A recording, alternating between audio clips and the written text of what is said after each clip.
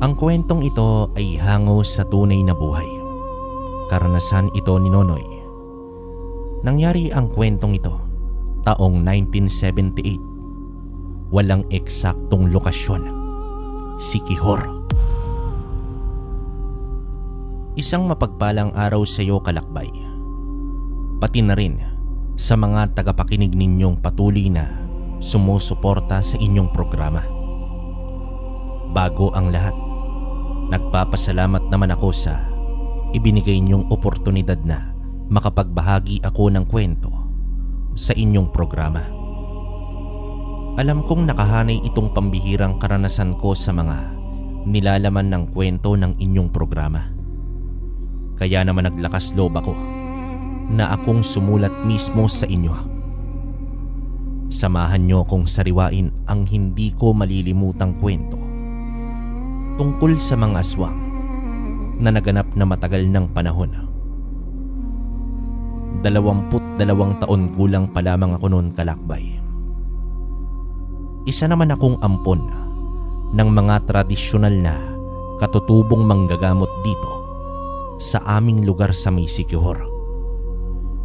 Karamihan po sa miyembro ng aming pamilya ay kilala sa tawag na asog na ang ibig sabihin ay lalaking babaylan o manggagamot na may pusong pambabae.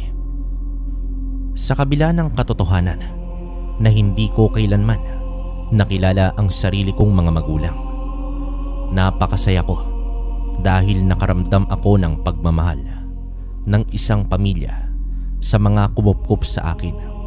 At kung tutuusin, pinagpala pa rin ako dahil marami silang may tuturing ko bilang ina at ama. Ekstraordinaryo ang aking pamilya, kalakbay, dahil sa kanilang abilidad na manggamot. Nagagawa rin nilang makita ang mundo ng mga espiritu at nakipag-usap sa mga gabay nila. Bukod doon, meron din silang espesyal na abilidad na tinatawag na remote viewing o paglalakbay ng kanilang diwa para naman makita ang isang lugar nang hindi na ginagamit ang kanilang ordinaryong mga mata. Kaya bata pa lang ako ay nakailigan ko ng sanayin ang abilidad ko sa tulong ng aking ama-amahan, si Tatay Pedro. May ipapahanap ulit ako sa iyo, Nonoy. Handa ka na ba? Opo, Itay. May itinago akong gamit sa ilalim ng aking kama. Ngayon, gusto kong paglakbayin mo ang iyong diwa at alamin mo kung ano ang bagay na iyon. Alalahanin mo ang itinuro ko sa'yo. Ipikit mo ang iyong mga mata at bakantehin mo ang iyong isipan para maramdaman mo ang iyong intuisyon. Huminga ka ng malalim at hanapin mo ang bagay na iyon gamit ang mga mata ng iyong isipan. Pulang libro po ang nakikita ko. Tama po ba, Itay? Tama, anak. Walang duda na napakalaki talaga ng potensyal mo at siguradong magiging dalubhasa ka sa larangan ng panggagamot kapag ikaw ay naging asog din katulad ko. Maraming salamat po sa pagsasanay sa akin, Itay. Pero pasensya ka na dahil hindi ko nakikita ang sarili ko na maging asog. Huwag niyo po sanang masamain. Alam niyo naman pong abot langit ang respeto ko sa inyo. Walang problema, Nonoy, anak. Kung saan ka magiging masaya ay susuportahan kita. Malaki naman ang pasasalamat ko kay Tatay Pedro dahil tinanggap niya ang mga pasya ko para sa aking sarili. Nais kong ipagmalaki niya ako bilang anak niya, kaya naman itinuon ko ang aking atensyon kung saan ako mahusay. Sa pagbabatok, isa itong tradisyonal na paraan ng paglalapat ng magagandang disenyo sa ating mga katawan. Kung sa kasalukuyang panahon ngayon, maihahalin tulad ito sa pagtatato. Ito naman ang aking pinagkakakitaan para sa pangtustos sa mga pangangailangan ng aming pamilya. Araw ng Biyernes noon, nang may dumating na mga dumayo sa aming tahanan para naman magpagamot, sa pamamagitan ng hilot. Ang ibang bisita naman ay nagpahula ng kanilang kapalaran at humingi ng tulong para makausap ang kanilang mga mahal sa buhay na namayapa na. Naging abala sina Tatay Pedro sa pagtulong sa mga bisita. Sa totoo lang, kalakbay, napakasimple lang ng buhay namin noon dahil hindi naman talaga kami naghangad ng marangyang buhay. Ang importante sa amin ay may tahanan kaming masisilungan, damit na magpoprotekta sa aming mga balat, malinis na tubig na may inom, at masustansyang pagkain na magpapalakas sa aming mga katawan at isipan. Meron kami lahat ng mga nabanggit ko, kaya sa perspektibo ko ay tunay na masagana ang aming buhay. Kaya naman nagpapasalamat ako sa mga nagtitiwala kay na Tatay Pedro dahil ang kanilang donasyon ang bumubuhay sa amin. Samantalang ako naman, nung araw na yon ay nagkaroon ng marami-raming kliyente na kailangan ang aking serbisyo sa pagbabatok.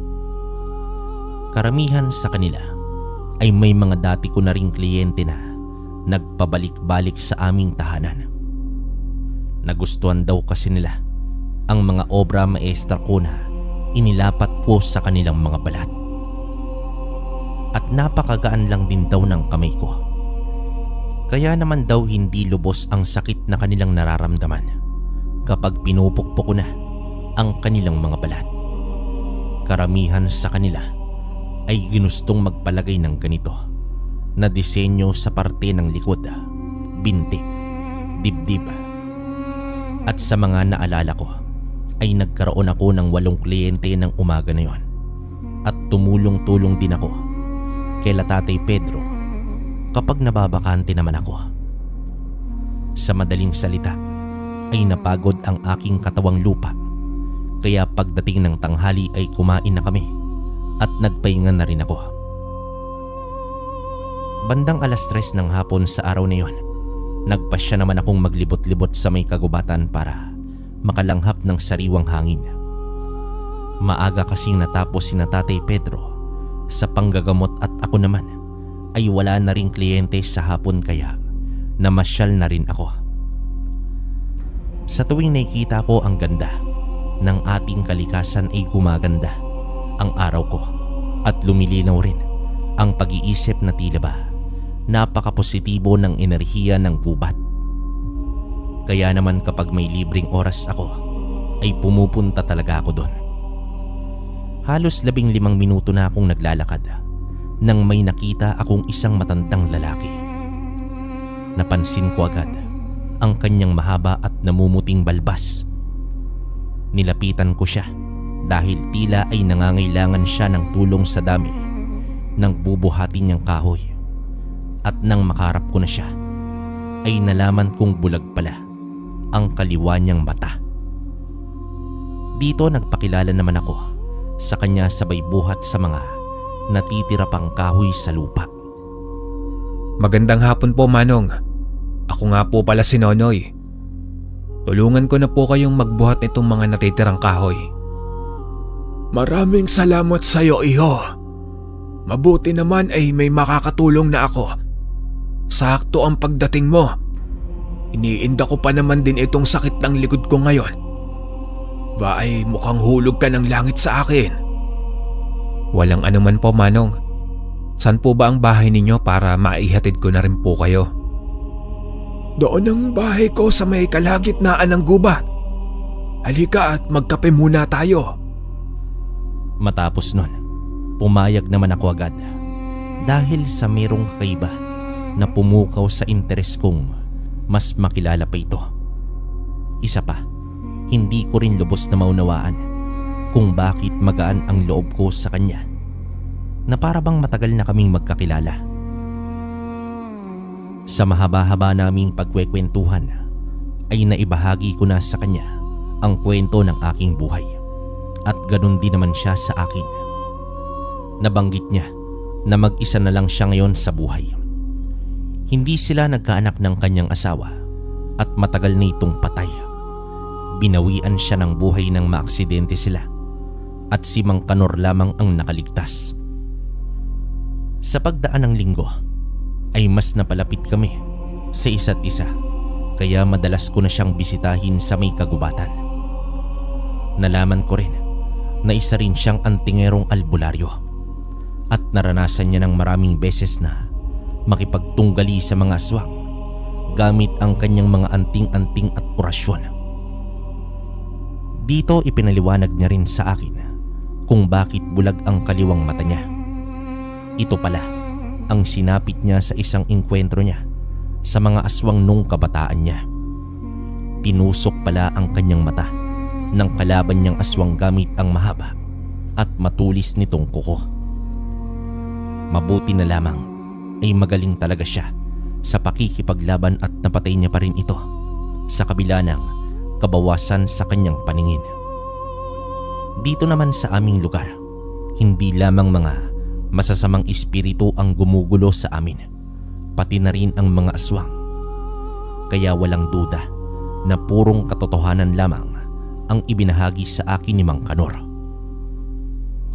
At lubos ko naman siyang hinangaan dahil sa kanyang tapang at kabutihan. Buo talaga ang loob niya na tumulong sa kapwa sa tuwing may nangangailangan.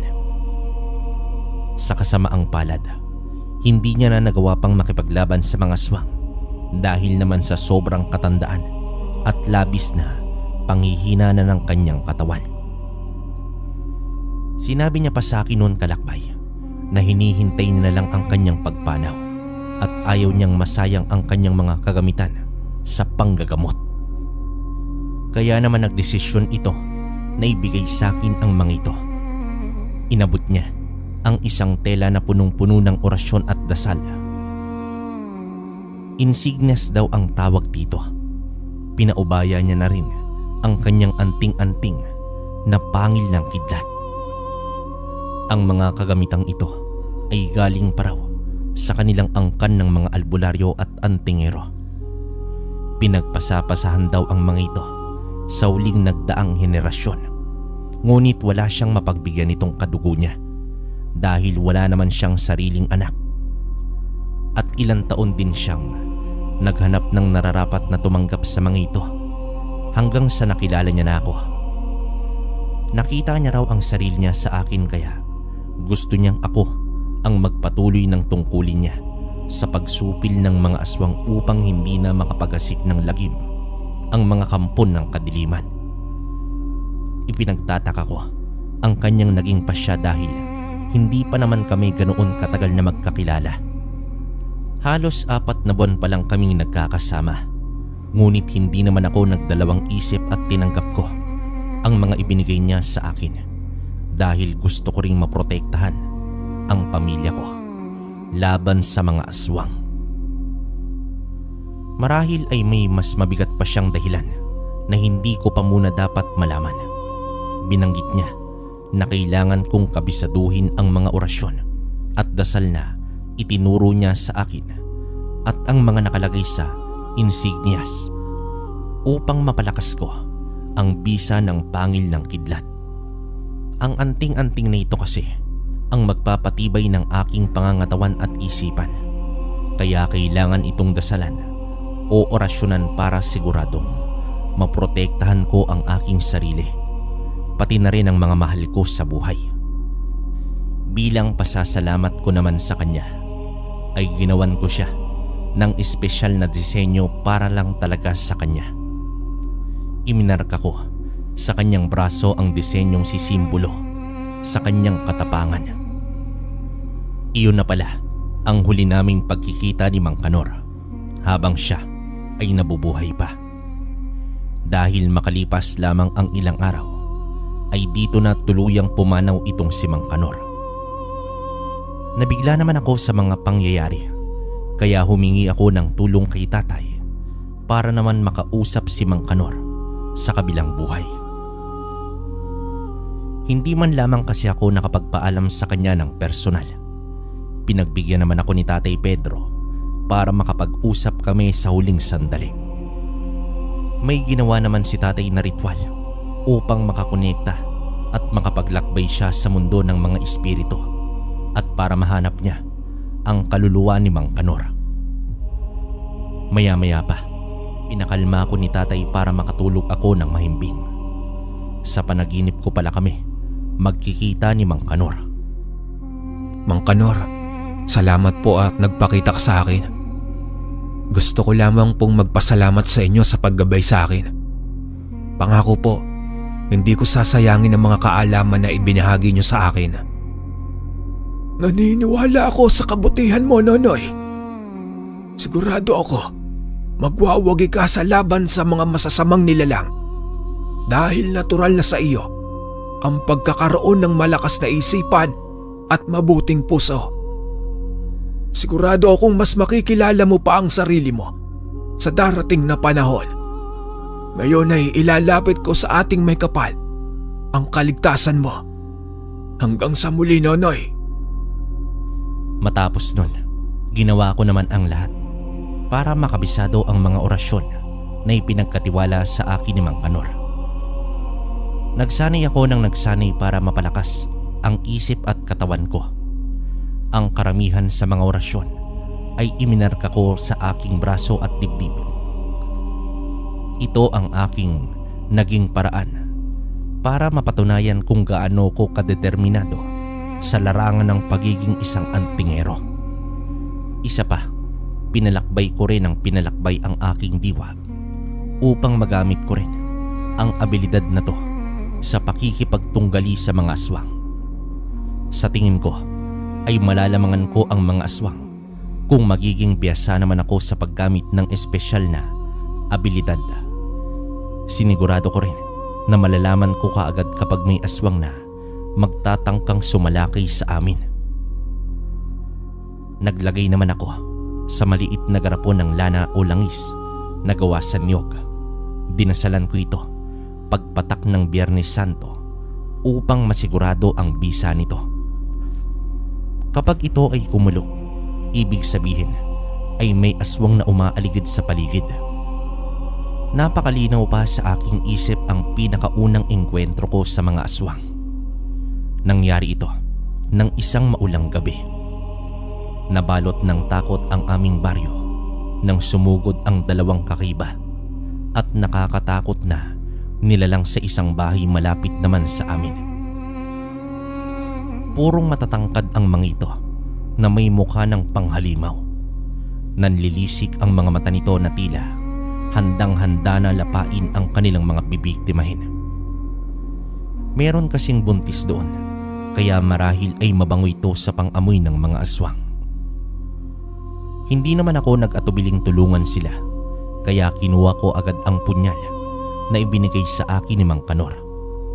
Iyon daw ang ginagamit niya sa pagpatay ng mga aswang, at marami na rin itong napuksa na gamit ang punyal na yon. Nang mga oras na yon ay ramdam na ramdam ko na ang bisa ng anting-anting na pangil ng kidlat.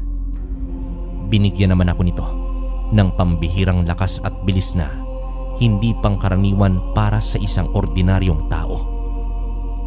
Hoy, mga halimaw! Ako ang harapin nyo! Hoy, isang hamok na antingero. Tignan natin kung hanggang saan ang galing mo. Dito hinayaan ko ang dalawang aswang na sugurin ako.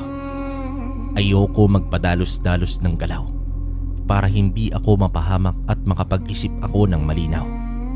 Sa pagkakaalala ko ay sabay nila akong inatake.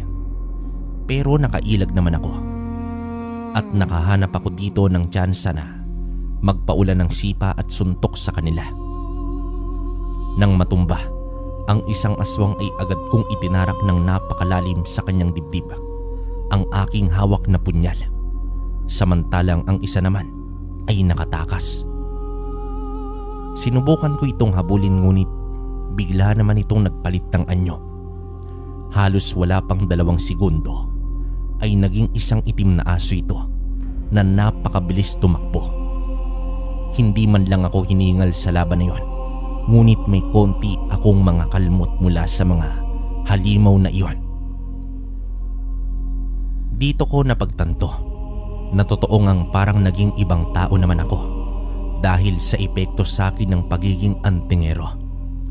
Naging saksi ang aking mga kabaryo sa unang pagkakataon na nakapatay naman ako ng aswang. Dahil sa pangyayaring iyon, naging bantog na ang pangalan ko sa aming baryo bilang antingerong mambabatok. Kaya naman sa tuwing may mga manggugulong aswang sa aming lugar, sa akin sila agad lumalapit para humingi naman ng tulong. Ipinarating ko rin sa kanila ang mga kaalaman ko patungkol sa mga pangontra sa mga aswang. Sinabi ko sa kanila na kailangan nilang gumamit ng insenso, bawang, buntot pagi, krus, palaspas at asin sa kanilang mga tahanan pantaboy ng mga aswang. Marami sa aming mga kabaryo ang nagtiwala at sumuporta sa akin ng walang pag-aalinlangan. Ngunit meron din na may tumaas ang kilay at kwenestyon ang aking kakayahan sa pagiging antingero. Para sa kanila ay nakakatsamba lang daw ako dahil may hina at purong mabababang uri pa lamang ng mga aswang ang napapatay ko. Dahil sa pagdududa nila sa akin, hindi naman sila sumunod sa aking mga suwestyon sa pagprotekta para sa kanilang mga sarili laban sa mga aswang. Kaya patuloy pa rin ang paglalabas-pasok ng mga nilalang ng dilim sa aming baryo dahil hindi lahat ng tao ay naniniwala sa akin.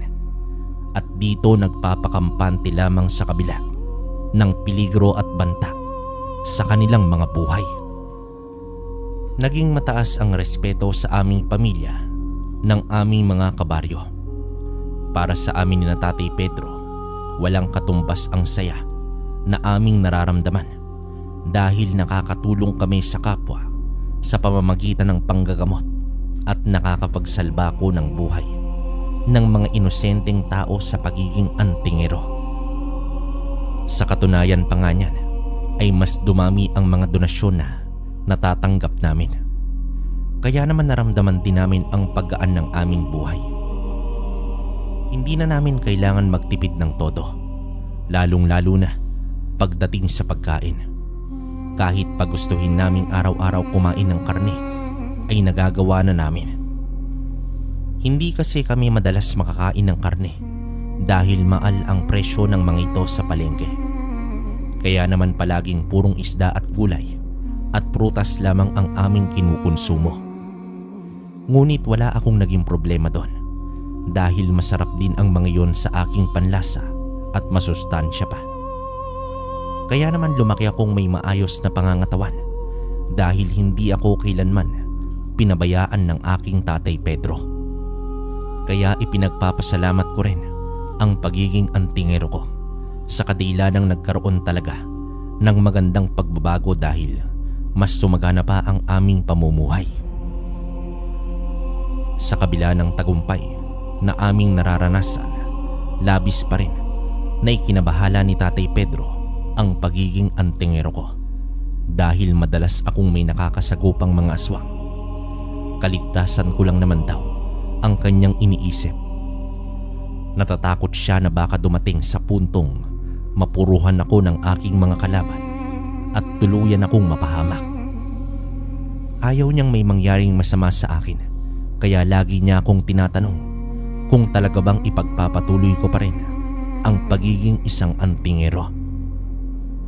Naging matapat naman ako sa kanya at sinabi kong hindi ko na maiaalis sa aking sistema ang pagiging antingero at ito na ang nais kong gawin habang ako ay nabubuhay sa mundong ito.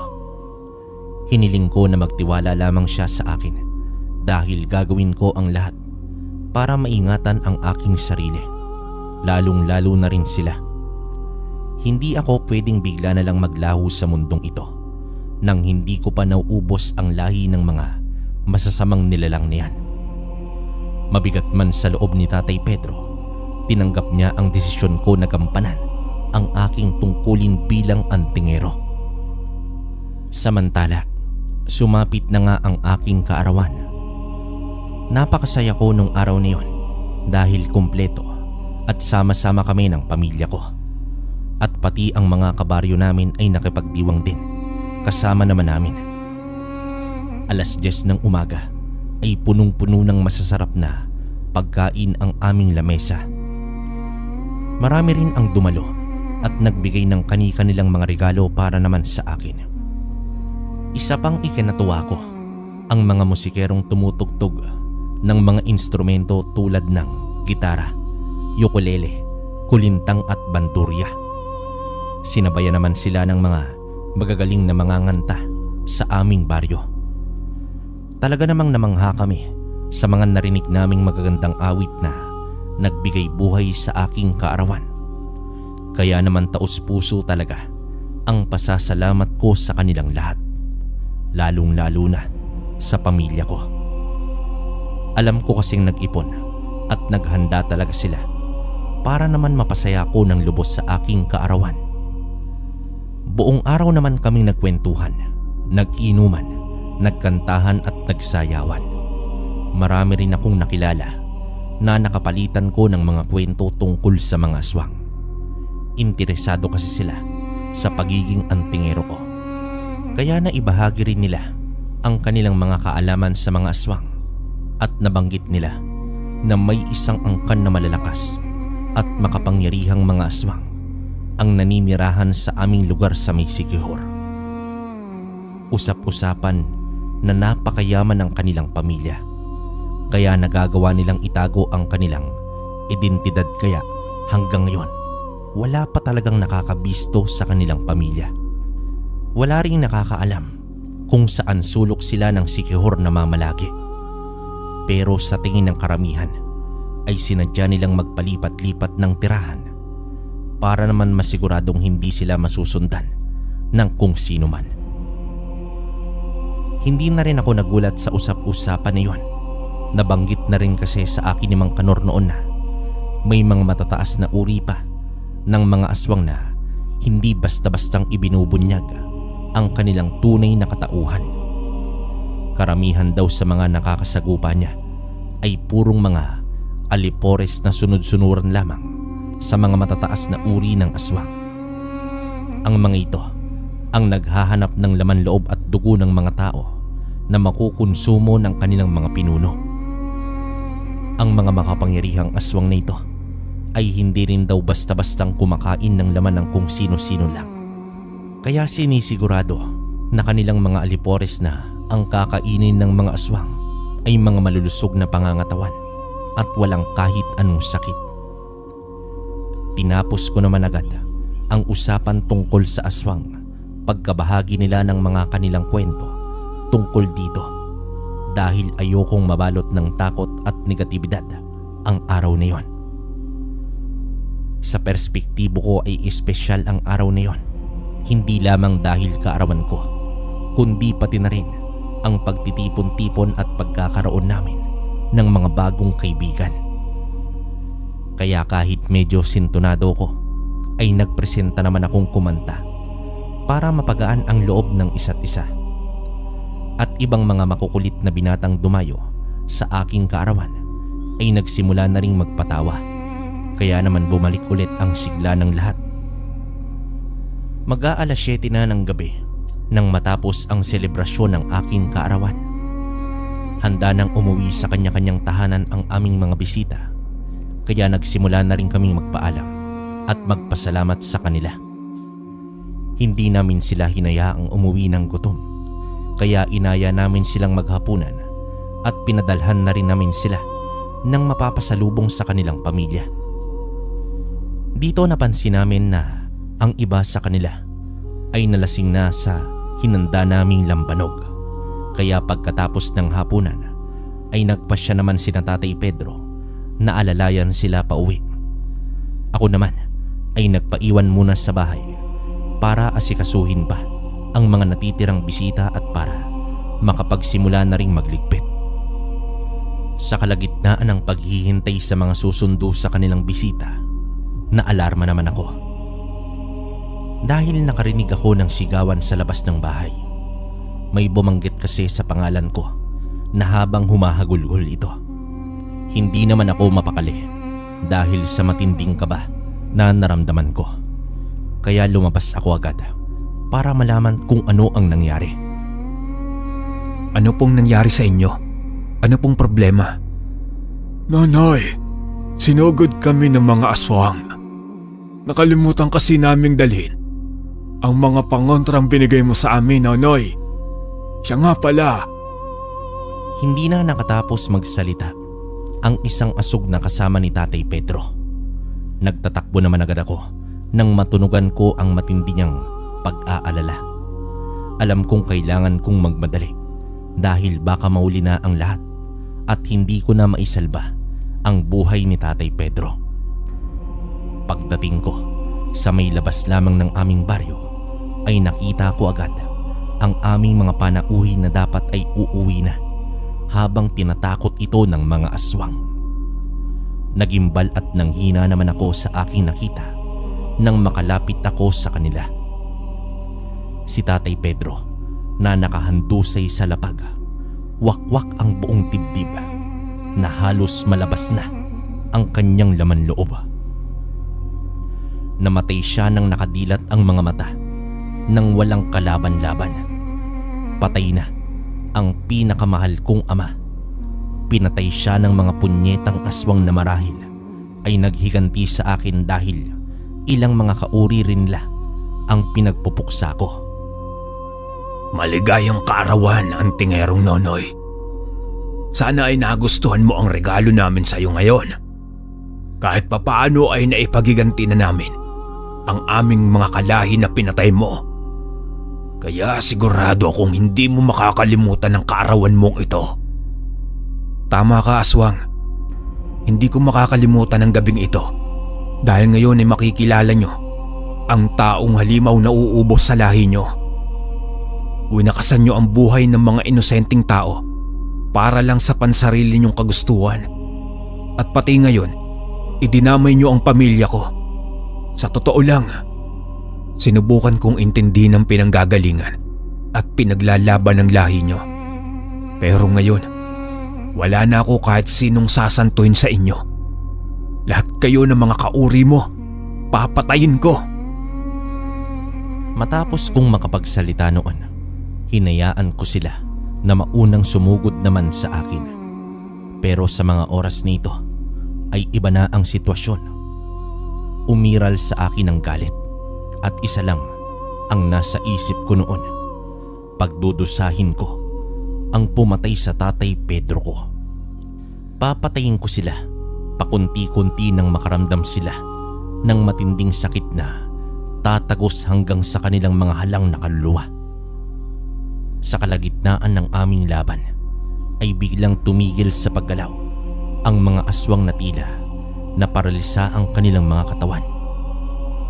Nagbitiw ng mga ikinagulat kong mga salita ang isa sa kanila. Sinabi nito na hindi raw ako ordinaryong tao at kauri nila ako. Nakita raw kasi nila ang malaking balat ko sa likod na tanging ang mga may lahing aswang lang ang meron noon. At dito naamoy nila ang dugong nananalaytay sa aking katawan na nagpapahiwatig ng katotohanang anak daw ako ng isa sa kanilang mga pinuno na si Samuel.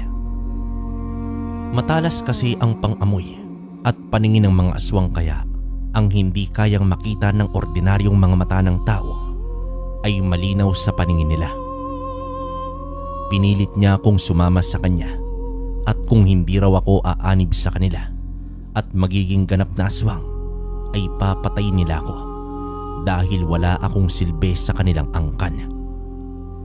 Ngunit nagmatigas naman ako at hindi ako pumayag dahil masahol pa sa demonyo ang tingin ko sa kanila. Hindi ko hinayaan na makatakas pa ang mga aswang na yon kaya agad kong winakasan ang kanilang buhay. 8 buhay naman ang nawala ng gabing yon, kabilang na doon ang aking Tatay Pedro. Hindi ko lubos maunawaan ang naramdaman ko ng gabi na yon. Halo-halong sakit at puot at may kalituhan ang aking naranasan. May parabang nagising na nakakatakot na halimaw sa loob ko at nagpupumilit itong kumawala para pumatay pa ng mas marami pang aswang upang maubos na talaga ang kanilang lahi.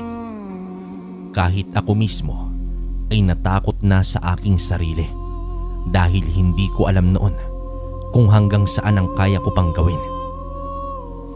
Dito inuwi ko na sa amin ang bangkay ng aking tatay Pedro para mapaglamayan at makapagluksa kami. Awang-awa naman ako sa sinapit ng aking ama. Napakabrutal ng paraan ng pagpatay sa kanya dahil bukod sa wakwak ang dibdib nito at nakalabas na ang kanyang mga laman loob, pinag-uuntog din ang kanyang muka sa pader na bumasag sa bungo nito, kaya hindi na rin ito halos makilala ang kanyang itsura. Kahit ngayon na habang kwinikwento ko ito kalakbay ay nasasaktan pa rin ako. Hindi ko maiaalis sa aking isipan ang sinabi ng isang aswang na nakaharap ko. Talagang natuliro naman ako at hindi na nakapagpigil pa. Kaya inalam ko na ang katotohanan sa aking pagkatao. Nang mga oras niyon ay isa lang ang aking kahilingan. Sana ay walang katotohanan ang mga sinasabi niya dahil hindi ko alam kung makakayanan ko pang lumaban. Kinausap ko ang tao na malapit din sa aking puso na si Kuya Lito, na isa ring asog na kasama namin sa aming tahanan para naman klaruhin ang lahat. At dun ko nga nalaman ang totoong kwento ng buhay ko. Nagmula pala ako sa angkan ng mga aswang na purong may matataas na ranggo. Ngunit ang ina ko ay hindi matanggap ang kanyang kapalaran na maging ganap na aswang. Hindi naman daw kasi lahat ng may dugong aswang ay nais maging aswang. Nung mabuntis siya ng ama kong isa sa mga pinuno ng mga aswang, plinano niyang tumakas pagkatapos niya kung iluwal sa mundong ito. At nagtagumpay nga siya dahil naibigay niya ako sa aking itinuturing na pamilya ngayon. Dahil naman sa matinding galit ng angkan ko, pinatay nila ang aking ina nang walang kalaban-laban. Malaking insulto raw sa kanila na ibinigay ako ng nanay ko sa isa sa kanilang mga kalaban. Wala ring nagawa ang pagiging pinuno ng ama ko kahit pa tunay naman silang nagmamahalan ng aking ina. Kaya ngayon, pinapahanap daw nila ako upang gawing ganap na kauri nila. At kung aayawan ko ang aking tungkulin bilang anak ng pinuno ng mga aswang, papatayin din nila ako dahil wala raw puang ang mga katulad ko sa mundong ito. Kung papaano raw nila pinatay ang aking ina, ay ganun din ang sasapitin ko. Meron din palang malalim na koneksyon si Mang Kanor sa aking ama dahil naging matalik silang magkaibigan sa kabila ng pagiging magkalaban ng mga angkan nito. Inilihim nila ang pagkakaibigan nila dahil siguradong magdudulot ito ng malaking gulo sa mga angkan nila at dadanak ang napakaraming dugo. Matagal na raw akong pinagmamasdan ng ama ko, ngunit hindi siya pwedeng lumapit sa akin para maingatan ako laban sa aming mga kalahi. Kaya naman ipinaubaya niya ako kay Mang Kanor. Alam niya raw kasi na likas akong matulungin dahil sa may mabuti akong puso at sigurado siyang mapapansin ko si Mang Kanor na nangangailangan ng tulong. Doon ko nalaman na sinadya ng ama ko na makilala ko si Mang Kanor at alam niyang mapapalapit ang loob namin sa isa't isa. Plinano niya at ginawa niya ang lahat ng ito para malaman ko ang mga sikretong pamuksa sa mga aswang at ang kanilang mga kahinaan, para pag dumating ang araw na matuntun nila ako ay maipagtatanggol ko ang aking sarili. Hindi naman daw dapat na magtago lang ako habang buhay at kailangan ko rin lumaban at maging isang matapang. Naniniwala raw ang aking ama na balang araw ay malalaman ko ang buong katotohanan at dumating na nga iyon. Hindi naman daw nagdalawang isip ang mga asog na kupkupin ako at mahalin bilang tunay nilang kapamilya. Naramdaman daw nilang may mabuting puso ako katulad ng aking ina at sigurado silang dumating man ang araw na malaman ko na may lahi akong aswang, ay pipiliin ko pa rin ang kabutihan. Pipiliin ko pa rin mabuhay na naayon sa mga salita ng Diyos. Ngunit hindi naman ako sigurado nung mga panahon na yon kung ganun pa rin ang gusto kong mangyari sa buhay ko, dahil ang nais ko ay makapaghiganti. Tama ka, Kalakbay. Nilamon kasi ako ng matinding puot sa aking puso. Hindi lang pala isa ang nawala sa akin, pati na rin pala ang aking ina.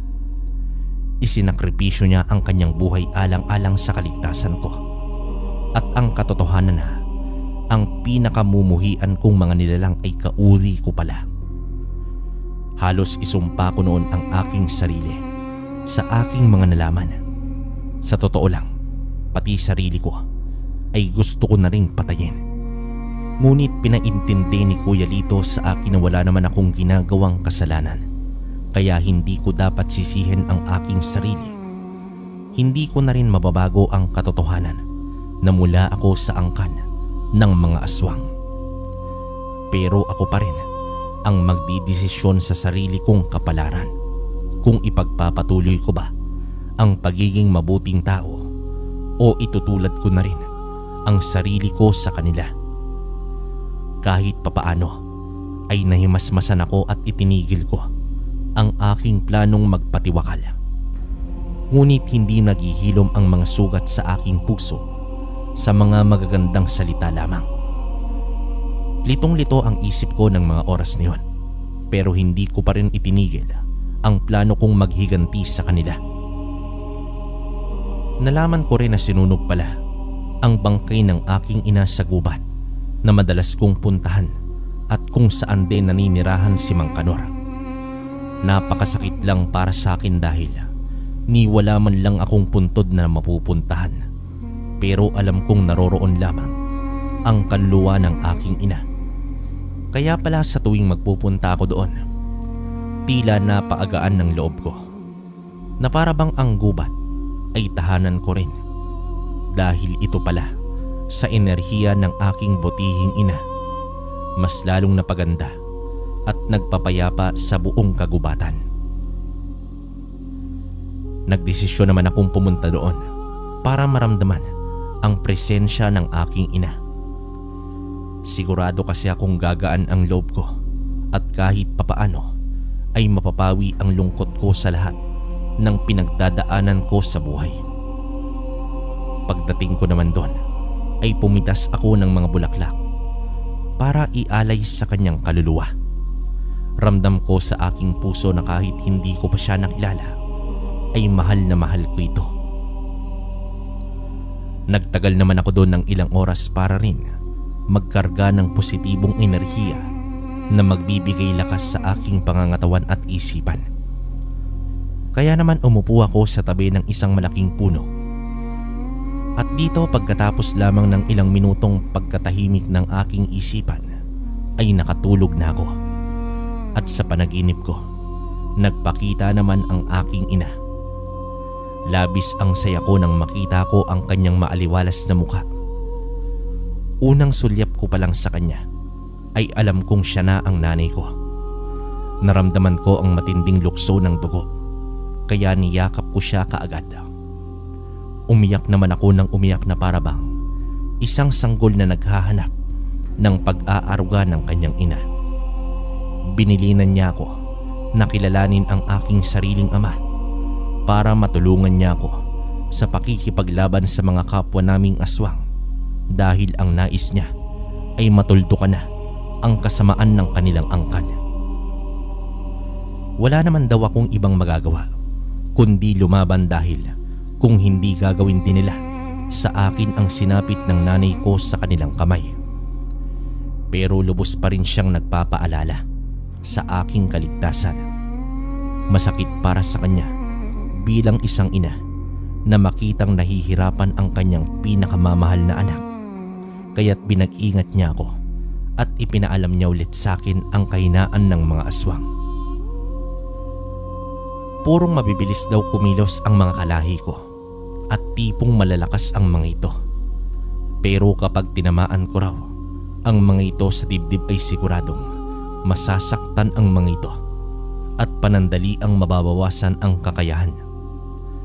May kakayahan din silang hilumin ng wala pang 1 minuto ang mga sugat sa kanilang katawan. Kaya raw dapat ay mapuruhan ko na talaga ang mga ito sa dibdib para sigurado ang kanilang kamatayan. Nang magising ako ay ramdam ko pa rin ang presensya ng aking ina. Sigurado rin akong kasama ko siya sa laban nito. Bago naman ako umalis sa kagubatan ay dito inorasyonan ko muli ang aking anting-anting at pati na rin ang punyal na gagamitin ko sa pakikipaglaban. Walang kasiguraduhan ang pagkapanalo ko sa laban nito, ngunit buo naman ang loob ko na wakasan na ang kanilang kasamaan at lalong-lalo na maipaghiganti ang aking ina at Tatay Pedro, pati na rin ang mga inosenteng buhay na nasayang. Umuwi naman ako sa aming tahanan para magpatulong kay Kuya Lito na tuntunin ang kuta ng mga aswang. Natuklasan ko na 4 na baryo ang aming pagitan mula dito sa aming tahanan. Sinubukan naman akong pigilan ni Kuya Lito sa takot niyang mamatay ako sa labanan na yon, pero hindi na ako nagpaawat pa. Nang malaman niyang buong buo ang loob ko na isagawa ang aking plano, ay tinawag niya ang lahat ng gabay ng mga asog sa espiritual na mundo upang alalayan ako sa magaganap na laban. Ang ipinapangako ng mga gabay ay gagawin nila ang lahat ng kanilang makakaya na hilumin ang aking mga tatamuhing sugat sa laban. Alam din kasi ng mga gabay na hindi lang ordinaryong aswang ang aking makakalaban. Hindi ko pa rin nakalimutan ang matinding pagkasuklam ko sa aking mga kauri dahil sa dinulot nilang sakit, hindi lamang sa akin kundi pati na rin sa mga biniktima nila. Labis ang sakit na mawalan ng minamahal dahil tayo mismo ay mawawalan na rin ng ganang mabuhay pa. Mahirap magpatuloy sa buhay kung ang mga taong naging dahilan ng ating pagising ay wala na sa ating piling. Kaya hindi na ako nagdalawang isip pa at dito sumugod na ako sa teritoryo ng mga aswang. Wala akong pakialam kung ano man ang mangyari sa akin ng gabing yon. Handa ko isakripisyo ang aking buhay basta magawa ko ang tungkulin ng isang antingero na wakasan ang kasamaan ng masasamang nilalang at higit sa lahat ay makapaghiganti ako. Pagdating ko naman ay sinalubong agad ako ng mga nanggagalaiting aswang na pinapangunahan ni Felipe, kapatid ito ng aking ama. Para bang inaasahan talaga nila ang pagdating ko. Nahihibang ka na ba? Napakalakas naman ng loob mo para sumugod dito na mag-isa. Ngayon, sasapitin mo rin ang naging kapalaran ng iyong ina. Manghangal, masyado nyo naman akong minamaliit. Kay tagal kong pinaghandaan ng pagtutos na ito. Humanda na kayo dahil uubusin ko kayong lahat. Nonoy, binigyan ka namin ng pagkakataon pero pinili mo ang landas ng pagiging isang hamak na antingero. Ang pagtalikod mo sa ating angkan ang siyang magiging dahilan ng iyong kamatayan. Wala na akong pakialam kahit pamangkin pa kita. Papatayin kita dahil wala kang pakinabang sa mundong ito. Pagkatapos ko sa iyo ay isusunod ko naman ang buong pamilya mo. Wala akong ititira sa inyo kahit isa. Ang dami mong satsat, Felipe. Hinugot ko dito ang aking punyal at sinubukan kong itarap ito sa dibdib ni Felipe. Ikinagulantang ko dahil agad siyang nakailag at hindi ko man lang siya nadaplisan kahit na konti. Totoo ngang ibang klase ang bilis ng aswang na ito. Sinugod ko naman siya ng paulit-ulit at hindi ko man lang namalaya na tuluyan na siyang nakalayo sa akin. Yan lang ba ang kaya mo, Nonoy? Sa tingin mo ba makakalabas ka pa dito ng buhay? Sa totoo lang, wala naman akong binatbat sa labanan namin ni Felipe. Nang puntong yon, hindi ko alam kung papaano sila tataluhin. Dehado ko dahil mag-isa lamang ako. laban sa 20 aswang nakaharap ko. Ngunit hindi naman ako napanghinaan ng loob dahil alam kong ginagabayan ako ng mga taong nagmahal sa akin ng lubos. Hindi ako pababayaan ng aking ina, Tatay Pedro at Mang Kanor, lalong-lalo na ng Diyos. Buo ang loob ko na isakatuparan ang aking plano, ang wakasan ang kanilang kasamaan. Dito huminga ako ng malalim at kinalma ang aking sarili upang magamit ko ng gusto ang aking abilidad. Kinakailangan kong malaman ang bawat galaw ng mga aswang na pasugod naman sa akin gamit ang mata ng aking isipan. Bago pa man kumilos ang mga kalaban ko, ay alam ko na agad kung saang parte ng katawan ko ang aatakihin nila. Kaya naman kabisado ko na rin kung papaano naman ako iilag at aatake. Sa determinasyon kong magapi ang mga ito, ay nailabas ko na ang mas malakas at mabilis na bersyon ng sarili ko. Malinaw pa noon sa aking isipan na 10 aswang ang napatay ko. Ngunit sa puntong ito ay tuluyan ng napagod ang katawang lupa ko. Nabugbog na rin kasi ang katawan ko ng iba kong kalaban, kaya nanghina ako. May mga tama rin ako, kaya halos maligo na ako sa aking sariling dugo.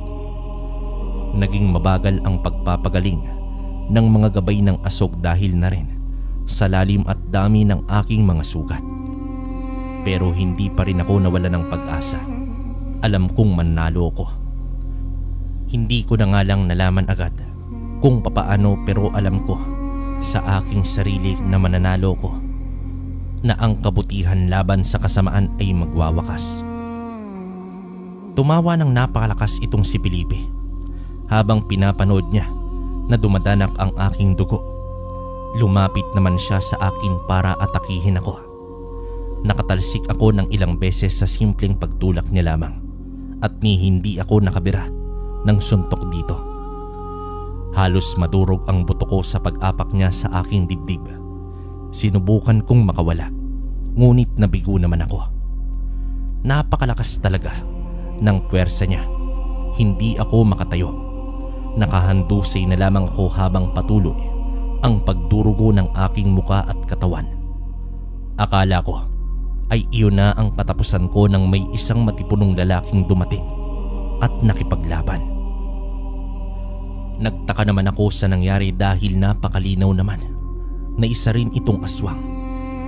Isang ganap na aswang na napakalakas at bilis din. Nang mapatay niya na ang lahat ng alipores ni Felipe, bigla niyang tinawag ang pangalan nito. Hayop ka, Felipe! Talaga bang sagad-sagara na ang pagkalang ng bituka mo? Sarili mong pamangkin papatayin mo? Oh Samuel, nandito ka pala. Buti naman ay nakatakas ka sa pagkulong ko sa'yo. Ngayon masasaksihan mo ang pagpatay ko sa anak mo na salot sa ating angkan. Ayaw niyang sumama sa atin, kaya mamamatay na lang siya. At ikaw Samuel, kung hahadlangan mo ang aking kagustuhan, ay hindi ako magdadalawang isip na isunod ka sa impyerno.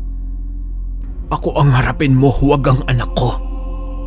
Sa puntong yon ay ikinagulat ko ang natunghayan kong labanan ng 2 malakas na aswang. Halos hindi ko na masundan ang mga galaw nila, pero isa lang ang alam ko. Determinado silang patayin ang isa't isa. Sa harap ko ay nagpalit-palit sila ng anyo. Naging itim na aso at baboy ramo nang may hindi pangkaraniwang laki ang magkapatid na aswang. Dito napansin kong napupuruhan na ang aking ama at pakonti-onti na siyang nangihina. Pero patuloy pa rin siya sa pag-atake at pagsangga. Nakita kong ginawa niya ang lahat ng kanyang makakaya upang protektahan ako. Determinado siyang isalba ang buhay ko. Paulit-ulit na ang pagbagsak ng aking ama. Ang ibig sabihin lamang nun ay natatalo na siya ng kanyang kapatid. Malakas na suntok, sipa at kalmot ang magkakasunod na binitawan ni Felipe na naglagay sa aking ama sa bingit ng kamatayan. Sinabi ko naman sa'yo, Samuel, na huwag ka nang makialam sa mga plano ko. Kung gusto kong patayin ang anak mo, gagawin ko. Ngayon na humahadlang ka sa kagustuhan ko, uunahin na kitang patayin.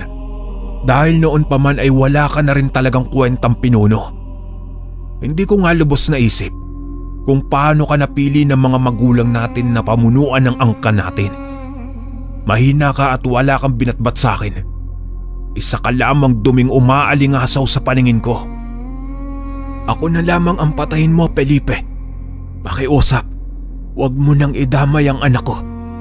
Hayaan mo siyang mabuhay ng matagal na panahon, kapalit ng aking buhay. Matapos noon, naramdaman ko naman ang pagbalik ng aking lakas at bilis. Marahil ay dahil ito sa mga gabay ng mga asog na tumulong hilumin ang aking mga sugat. Hindi na ako nagsayang pa ng oras at pinulot ko na ang aking punyal at ginugol ko ang aking buong enerhiya sa pagsugod ng mabilis habang abala siya sa pag-iinsulto sa aking ama. Tumakbo na ako ng napakabilis nang makasigurado ko na hindi ako mapapansin ni Felipe. Agad kong itinurok sa likod ni Felipe ang aking punyal na punong-puno ng orasyon na pupuksa sa kahit anong uri ng aswang. Natumba naman siya at dali-dali ko siyang sinaksak pa ng 3 beses sa kanyang dibdib para masigurado ang kamatayan niya. Nilapitan ko agad ang aking ama para tingnan ang kalagayan niya. Kaya pala siya nakahandusay dahil halos warak na ang kanyang sikmura. Napakaraming dugo na rin ang nawala sa kanya. Sa madaling salita, nasa bingit na ng kamatayan ang aking ama nang kinausap niya ako. Nagagalak akong makilala ka, anak. Patawarin mo ko dahil ngayon lang ako nagpakita sa'yo. Pero gusto kong malaman mo na mahal kita. Handa akong isakripisyo ang lahat para sa'yo. Ngayon na naubos na ang ating lahi, wala nang manggugulo sa'yo at sa nakagisnan mong pamilya. Malaya ka na sa kahit anong gusto mong tahakin na landas. Susuportahan ka namin ni Namang Kanor kahit nasa kabilang buhay na kami. Patawad dahil hindi ka man lang namin naalagaan ng nanay mo. Patawad dahil kaming mga kinamumuhian mong aswang ang naging magulang mo. Patawad, Nonoy, anak ko. Mahal na mahal kita. Iyon ang una at huling mga salita na narinig ko mula sa aking ama. Pakiramdam ko nung oras na yun ay kumpleto na ako dahil alam ko na ang buong pagkatao ko. Bago naman siya malagutan ng hininga, naiparating ko rin sa kanya na mahal ko siya kahit hindi kami nagkasama. Tatay ko siya kaya mahal ko siya. Hindi niya dapat sisihin ang sarili niya sa mga nangyari sa akin dahil hindi naman niya kasalanan na naging aswang siya. Hindi niya mapipili ang angkan na pinagmulan niya dahil iisang dugo lamang ang nananalaytay sa kanilang mga sistema. Sa kabila ng katotohanan mula sa angkan ng mga aswang, tinanggap ko ang aking sarili. Yun lamang ang paraan para mabuhay ako ng totoong masaya at mapayapa. Lubos ang pagpapasalamat ko sa aking ama dahil isinalba niya ako hindi lamang sa mga aswang kundi pati na rin sa sarili ko dahil tinulungan niya akong mapakawalan ang galit sa aking puso. Dito binawian siya ng buhay sa mga braso ko. Doon ko napagtanto na hindi lahat ng mga aswang ay lubos na masasama. Nalaman ko rin ang nais kong tahaking landas. Iyon ay ang pagiging mabuting antingerong mambabatok. Handa akong tulungan ang mga nangangailangan sa akin bilang antingero. Pagkatapos ng lahat ng nangyari, ay umuwi naman ako sa aking pamilya ng mga asog para ipagpatuloy ang aking buhay.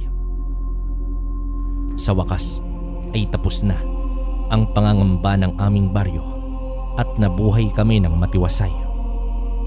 Sigurado naman akong labis ang kasiyahan ni na Tatay Pedro dahil hindi na kami malilimatahan sa aming mga galaw at maraming oportunidad ang darating para mas may angat pa namin ang aming mga sarili. Ang ibig kong sabihin ay pinili ko ring makapag-aral para madagdagan pa ang aking karunungan na magagamit ko para sa sarili ko naman. Ngunit kung sakaling magkaroon ulit ng peligro dahil sa mga aswang, naging handa pa rin ako upang supilin sila. Ngayon matanda na ako, masasabi kong nagtagumpay ako dahil nabuhay ako na ayon sa mga magaganda at purong mabubuting salita ng Diyos. Nakapagtapos ako ng pag-aaral kalakbay, nagkaroon ng magandang trabaho bilang guro at nagkasariling pamilya. Itinuro ko rin pala sa aking mga anak at apo ang tradisyonal na paraan ng pagtatato, ang pagbabatok. Tungkol naman sa pagiging antingero ko, hindi ko pa nalaman kung kanino ko talaga ipapamana ang mga ito. Katulad ni Mang Kanor, kailangan ko rin maramdaman kung sino ang karapat-dapat na makatanggap ng mga kaalaman ko sa pagiging antingero. Sa ngayon, patuloy pa rin ako sa pag-alam kung kanino ko ibibigay ang mga ito. Malalaman ko rin sa tamang panahon kung kailan handa na siyang yakapin ang pagiging antingero. Isa lang ang sigurado ko, hindi ko hahayaan na walang magmana ng mga ito. Dito ko natatapusin ang aking kwento. Sana ay nagustuhan ninyo at may napulot kayong aral. Hiling ko na pagpalain pa tayong lahat ng ating may kapal. Muli, maraming salamat sa mga nakikinig sa programa mo Kalakbay. Wakas